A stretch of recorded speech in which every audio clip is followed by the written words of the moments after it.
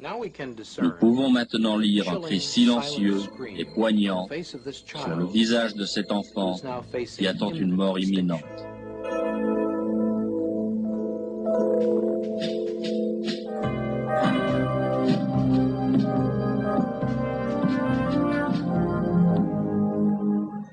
Dr Bernard N.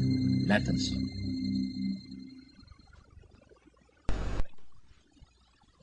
Je m'appelle Bernard N. Nathanson. Je suis docteur en obstétrique et gynécologie. Et je pense avoir une certaine expérience en matière d'avortement.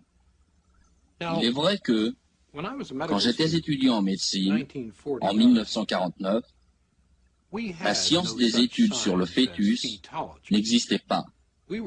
On nous enseignait que l'enfant qui n'est pas encore né, le fœtus, était quelque chose dans l'utérus.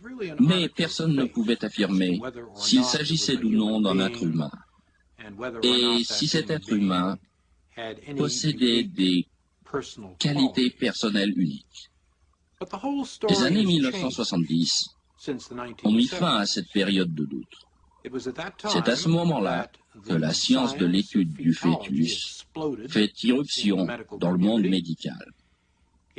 À l'origine de cette science, l'arrivée de nouvelles techniques avancées, telles que la visualisation ultrasonique, le contrôle électronique du cœur fœtal, l'étude du fœtus, l'examen de l'utérus, la radiochimie et bien d'autres technologies tout aussi étonnantes, qui constituent de nos jours l'essentiel de cette science toute nouvelle.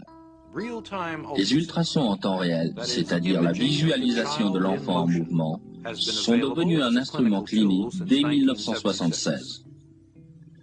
La salle où se pratique l'examen par ultrason comprend une table d'examen courante et l'appareil de visualisation ultrasonique lui-même.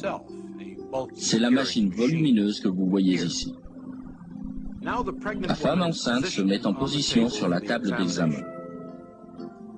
L'abdomen est couvert de manière appropriée. La tête de l'instrument est placée au-dessus de l'utérus. Cet instrument est principalement formé d'un quartz qui envoie des ondes sonores haute fréquence en pulsation et d'un transducteur qui reçoit les échos de ces ondes, lesquels sont enregistrés par un ordinateur qui ensuite les compose en une image reconnaissable de l'enfant à l'intérieur de l'utérus.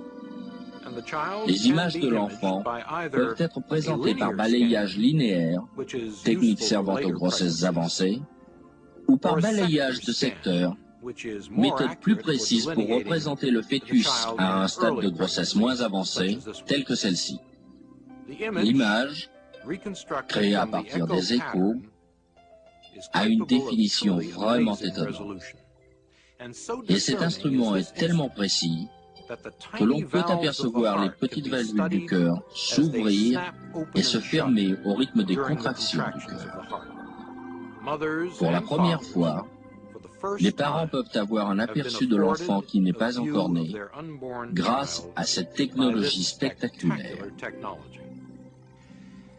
Et cette même technologie, ces machines et ces appareils dont nous faisons maintenant un usage quotidien nous ont convaincus que, sans aucun doute, l'enfant qui n'est pas encore né est, lui aussi, un être humain comme nous, un membre de la communauté humaine, possédant toutes les caractéristiques qui nous sont propres.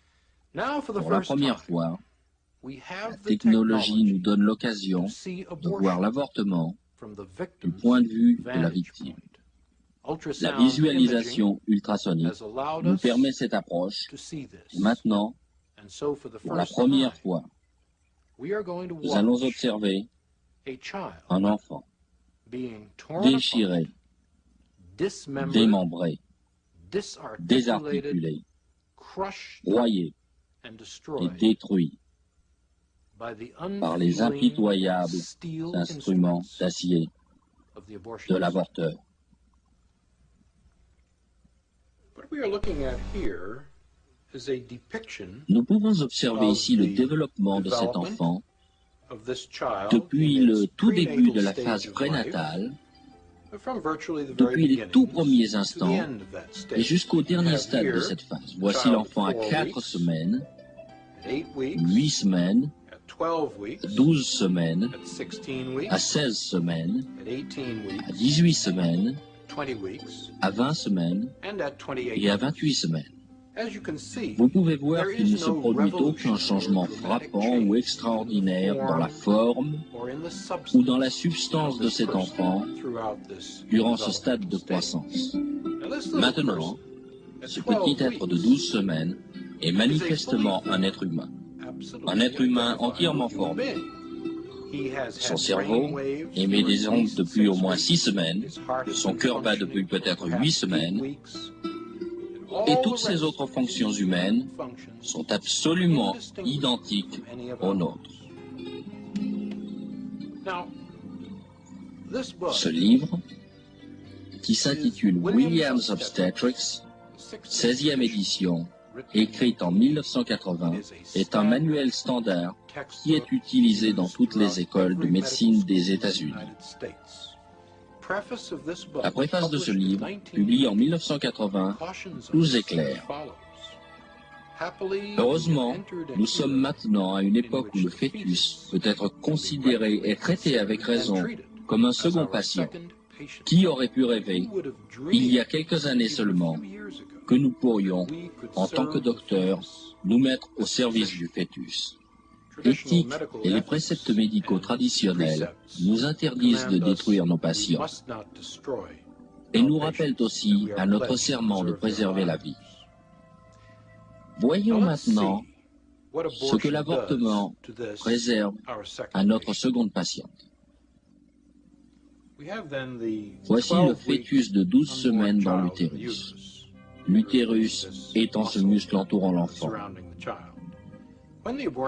Lorsque l'avorteur commence son travail, en premier lieu, il place cet instrument, que l'on appelle un spéculum, dans le vagin de la patiente et l'ouvre ensuite, ce qui lui permet d'observer le col de l'utérus que l'on voit ici. Après avoir examiné l'utérus, l'avorteur prend alors cet instrument, appelé ténaculum, et ensuite, en le passant à travers le spéculum et le fixant fermement sur le col de l'utérus, comme ceci, en pinçant le ténaculum pour le fermer, ce qui permet de le maintenir fermement sur le col de l'utérus, comme ceci, c'est à ce moment-là qu'un autre instrument, la sonde, entre en jeu. L'avorteur introduit alors cet instrument dans l'utérus, puis il le retire, ayant ainsi déterminé la profondeur et par la même occasion la largeur de l'utérus.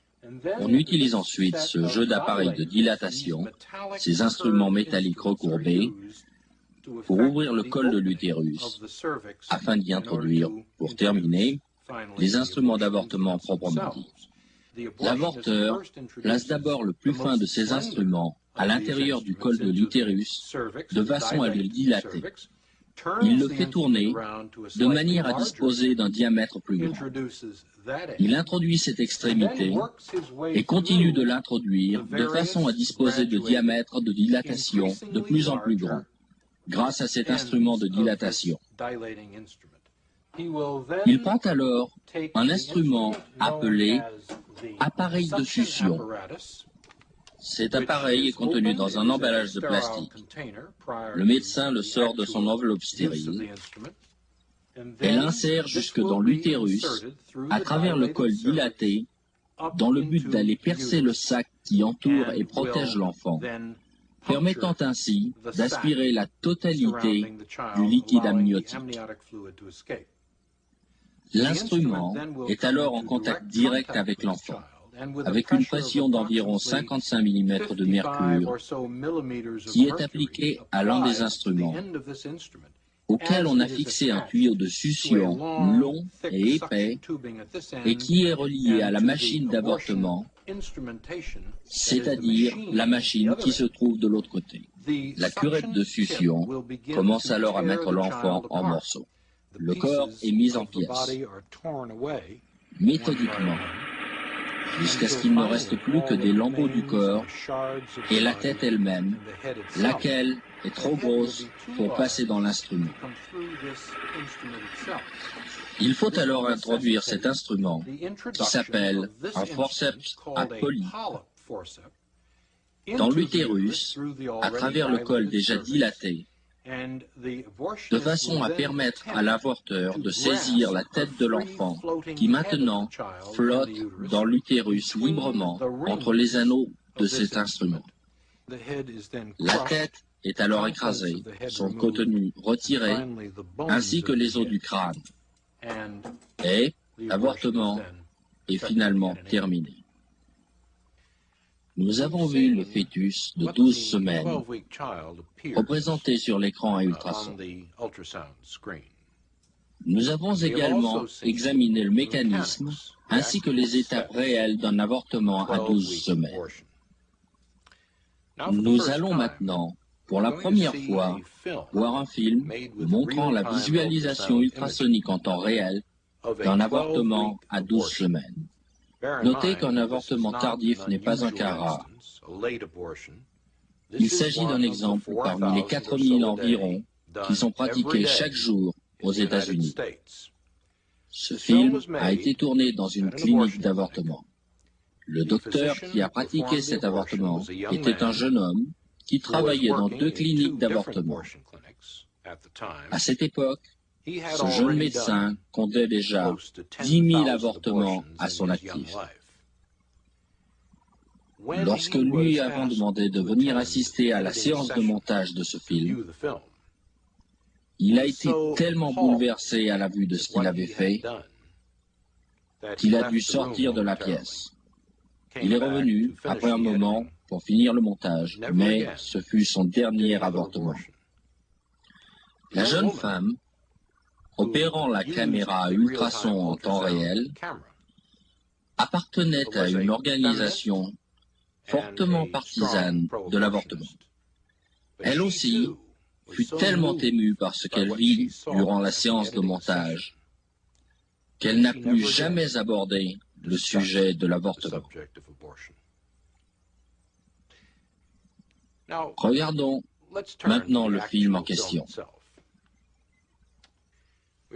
Nous voyons maintenant le balayage par secteur d'image d'ultrasons en temps réel d'un fœtus de 12 semaines. L'enfant est orienté dans cette direction.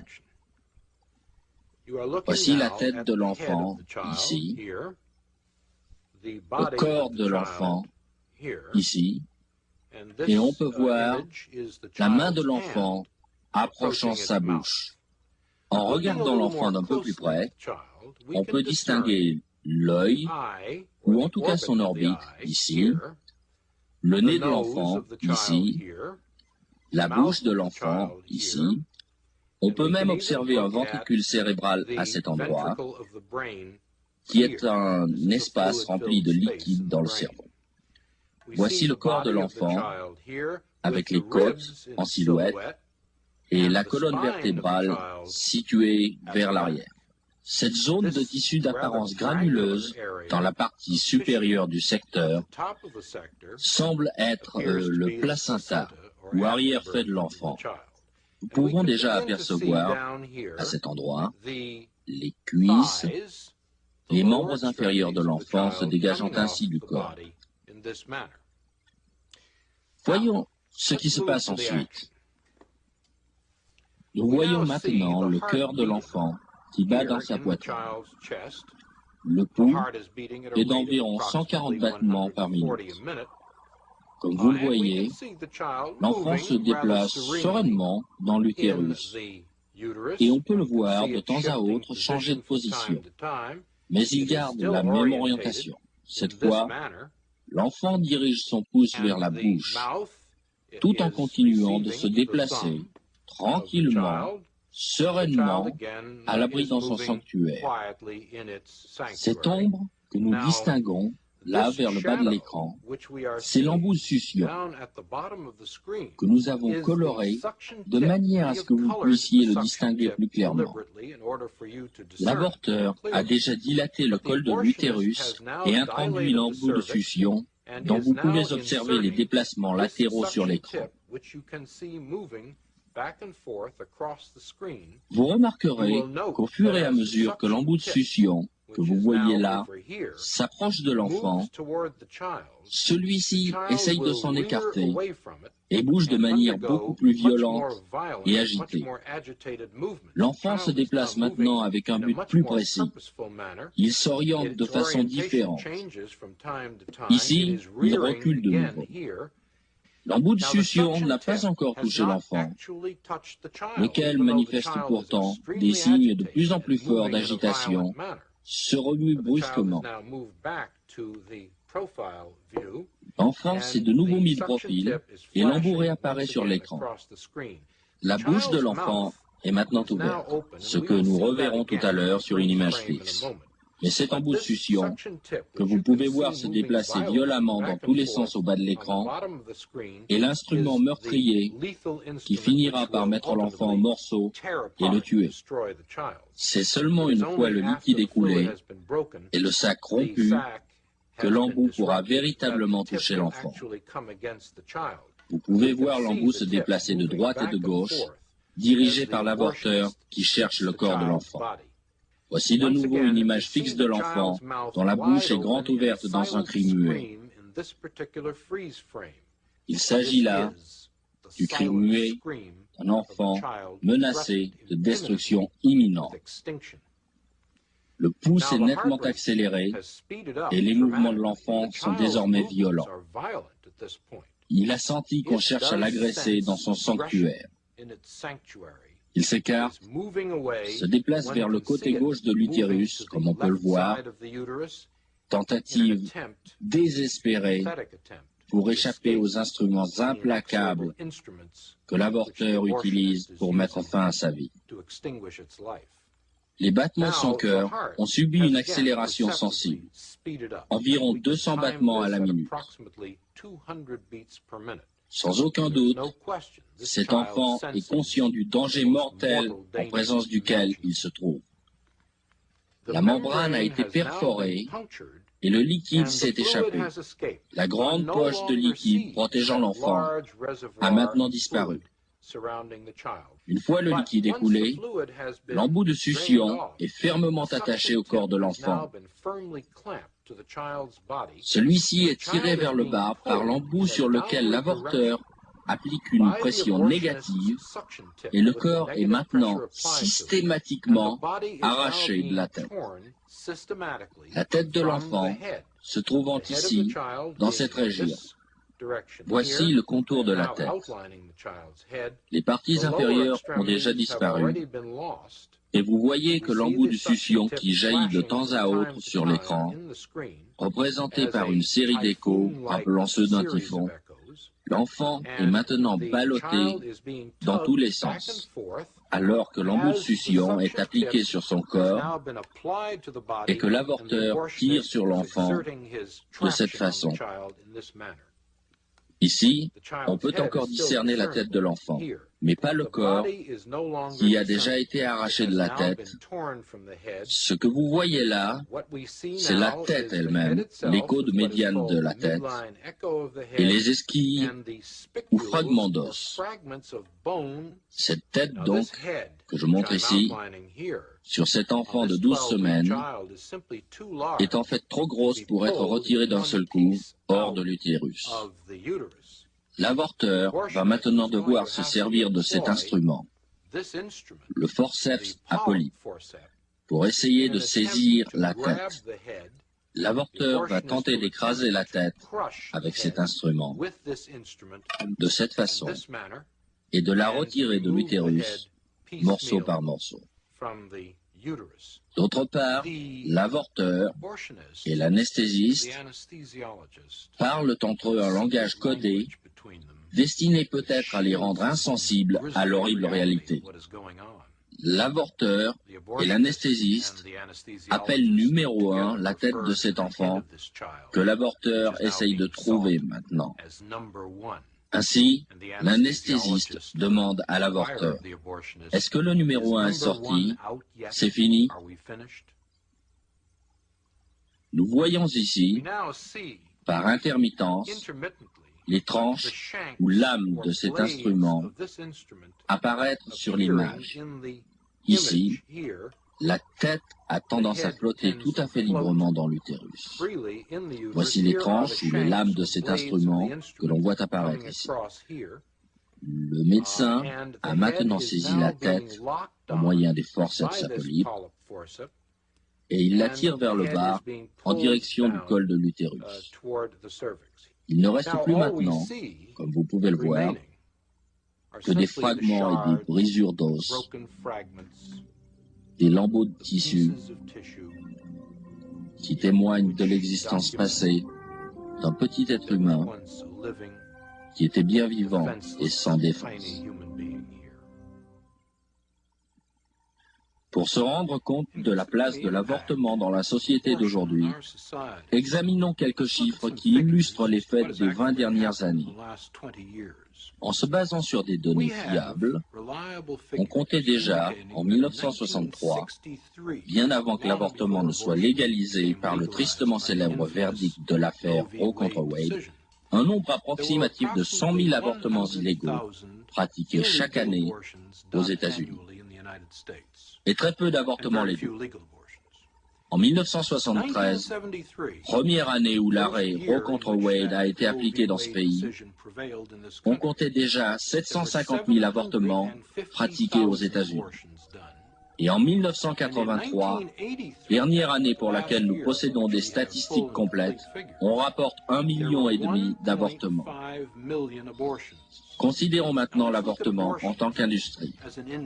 L'année dernière, on a compté 1,5 million d'avortements dans ce pays.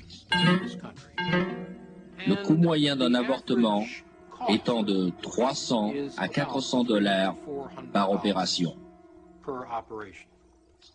Voici donc une industrie qui, dans notre pays, réalise environ 5 à 600 millions de dollars par année, ce qui la placerait parmi les 500 industries les plus riches du monde. 90% de cet argent va dans le portefeuille des médecins et le reste dans celui des hommes d'affaires qui dirigent ces cliniques. Certaines enquêtes ont été récemment effectuées sur ces établissements. Les permis d'opérer ces cliniques s'achètent comme les concessions de chaînes de restaurants rapides de notre pays. Nous savons qu'il en existe des chaînes en Californie et dans toute la région du Sud-Ouest et même dans le Sud-Est des États-Unis. On peut maintenant prouver que ces cliniques d'avortement tombent de plus en plus souvent entre les mains de la mafia et aussi du syndicat du crime sévissant aux États-Unis et que cet argent, fruit de l'avortement, non seulement est taché du sang des innocentes victimes de l'avortement, mais circule impunément dans les mains criminelles de la mafia américaine. Les victimes de l'avortement, il faut s'en souvenir, ne sont pas seulement les enfants qui ne sont pas encore nés, mais les femmes, elles aussi, sont des victimes au même titre que les enfants avortés.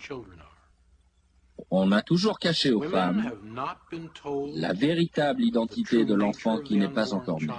Personne, en fait, ne leur a montré la triste réalité de l'avortement. Un nombre sans cesse croissant de femmes, des centaines, des milliers et même des dizaines de milliers, ont eu l'utérus perforé, infecté et détruit. Des femmes ont été stérilisées et castrées, toujours à la suite d'une opération sur laquelle elles n'étaient pas pleinement informées. Ce film, et les autres qui le suivront peut-être, doit être vu et assimilé par toute femme avant qu'elle ne donne son consentement et qu'elle ne se soumette à ce genre d'opération. J'accuse la ligne d'action nationale des droits de l'avortement. J'accuse le planning familial et tous les autres conspirateurs de l'industrie de l'avortement d'un continuel complot du silence visant à cacher aux femmes la véritable nature de l'avortement. Et je défie tous ces avorteurs d'avoir l'honnêteté de montrer cette bande vidéo prise en temps réel ou toute bande analogue à toutes les femmes avant qu'elles ne prennent une décision. Vous savez, je suis bien placé pour parler d'avortement. En 1969, je fus l'un des fondateurs de la Ligue d'action nationale pour les droits de l'avortement. Pendant 2 ans, j'ai dirigé l'une des plus grandes cliniques d'avortement du monde occidental.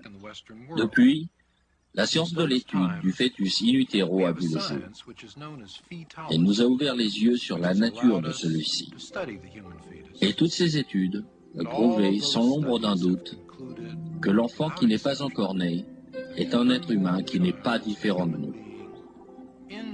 C'est un membre à part entière de notre société. Donc, la destruction d'un être humain vivant ne représente pas une solution à un problème principalement social.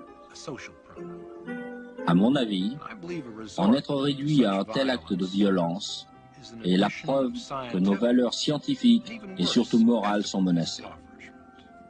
Je peux difficilement croire que les Américains, qui ont envoyé des hommes sur la Lune, n'ont pas encore trouvé d'autre solution que la violence pour résoudre ce problème. Je pense qu'il est de notre devoir de consacrer sans plus attendre tous nos efforts, inlassablement, pour trouver une solution meilleure, une solution plus humaine, plus juste et plus charitable, qui tiendrait compte du droit de chacun de préserver la vie. C'est tout.